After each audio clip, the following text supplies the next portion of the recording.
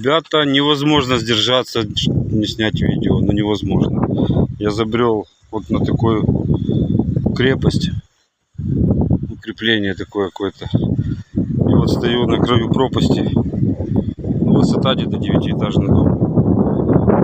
И такая водичка. Как вам?